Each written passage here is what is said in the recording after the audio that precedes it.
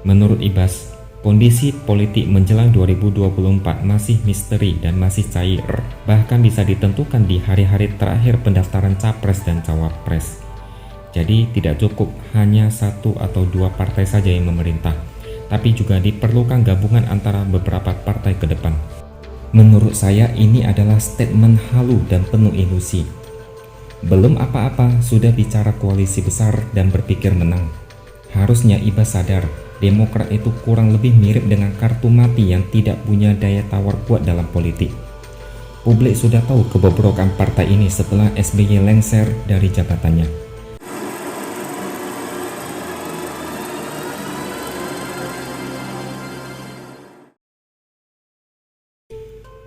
Sejak SBY tidak lagi menjadi presiden, Partai Demokrat pun pelan-pelan ikut lengser dari papan atas hingga ke papan tengah klasemen.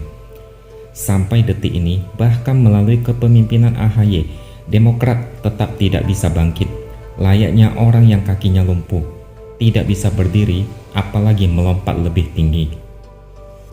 Ambisi Demokrat sangat jelas, yaitu menjadikan AHY sebagai presiden. Ambisi besar ini sudah lama terlihat sejak AHY pensiun dari karir militernya dan ikut Pilkada DKI Jakarta 2017 silam. Dia kalah telak dan memalukan pada putaran pertama. Kalah telak seperti itu tidak membuat AHY menyerah, bahkan ambisinya semakin tinggi. Pada Pilpres 2019 lalu, sempat tersiar kabar AHY mau dijadikan sebagai cawapres Prabowo, tapi ditikung oleh Sandiaga Uno pada menit-menit terakhir. Dan pada Pilpres 2024, AHY tetap ngotot dan ambisius. Tapi sayangnya kekuatan Demokrat saat ini sudah sangat lemah, terhalang presidensial threshold 20%, sehingga AHY terseok-seok. Maka dari itu, Partai Demokrat dipastikan harus menjalin koalisi dengan partai politik lain karena tak cukup kuat untuk mengusung capres sendiri. Dari berita yang sudah-sudah, kemungkinan Demokrat akan bergabung dengan Nasdem dan PKS membentuk poros sendiri.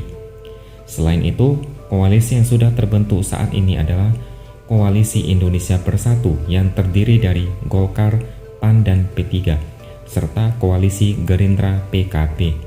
Demokrat sampai detik ini memang belum menentukan langkah politiknya untuk bertarung di Pilpres 2024. Tapi, Wakil Ketua Umum Demokrat Edi Baskoro Yudhoyono atau Ibas menilai dibutuhkan koalisi besar untuk memenangkan 2024 dan menjalankan pemerintahan. Ibas mengatakan partainya masih membangun komunikasi dengan partai politik demi koalisi yang besar, tidak hanya satu atau dua partai. Dan ini diketahui dari masa periode ke periode.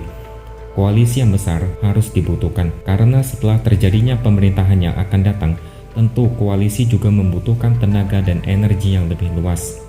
Menurut Ibas, kondisi politik menjelang 2024 masih misteri dan masih cair, bahkan bisa ditentukan di hari-hari terakhir pendaftaran capres dan cawapres. Jadi tidak cukup hanya satu atau dua partai saja yang memerintah, tapi juga diperlukan gabungan antara beberapa partai ke depan.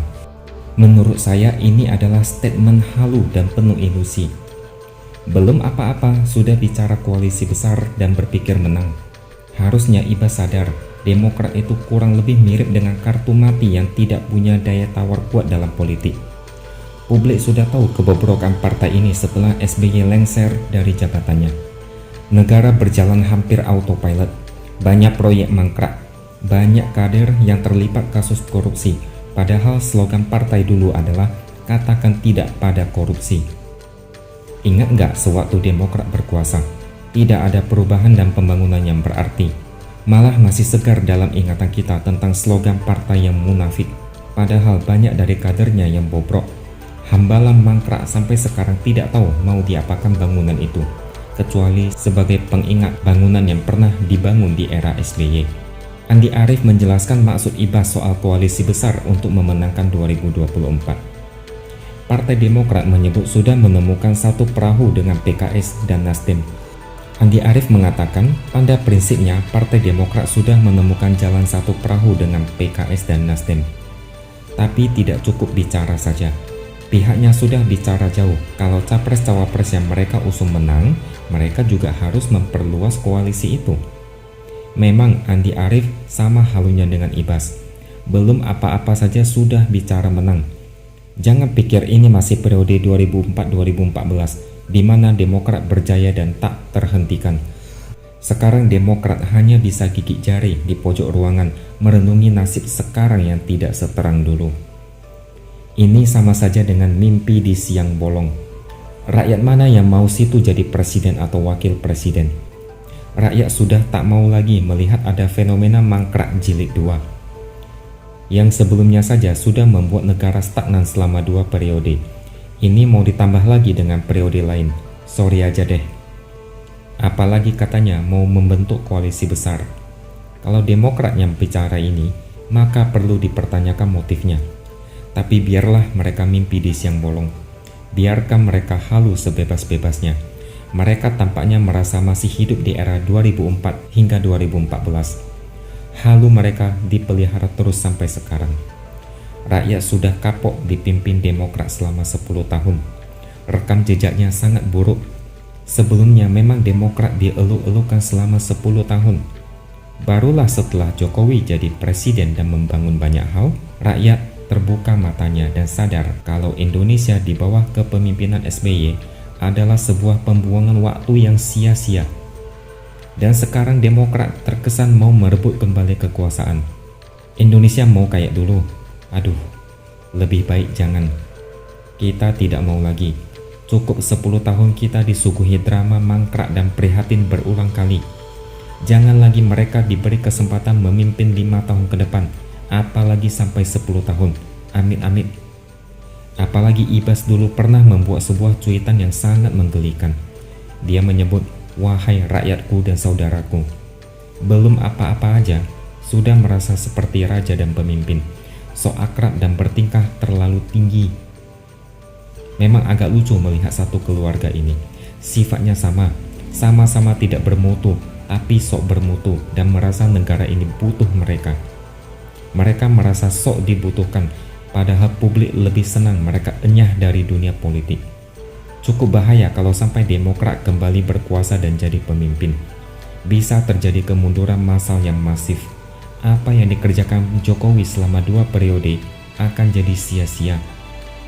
Indonesia sudah punya Candi Borobudur dan Prambanan yang sangat megah. Jadi tolong jangan tambah lagi dengan candi-candi seperti Hambalang dan yang lainnya. Bayangkan kalau orang-orang di Demokrat diberi jabatan strategis. Andi Arief misalnya jadi komisaris salah satu BUMN. Ibas misalnya diangkat jadi menteri. Untung saja Roy Suryo bukan lagi kader Demokrat. Kalau tidak, bayangkan kalau dia kembali diangkat sebagai Menteri Pemuda dan Olahraga. Mengerikan bukan? Saya tidak bisa membayangkan nasib negara ini di tangan mereka. Kesimpulannya, kalau sampai Demokrat berhasil mewujudkan ambisi politiknya, maka rakyat Indonesia terlalu malas untuk belajar dari masa lalu. Mangkrak jangan sampai lagi jadi budaya di negeri ini, kecuali duitnya dari kantong mereka sendiri.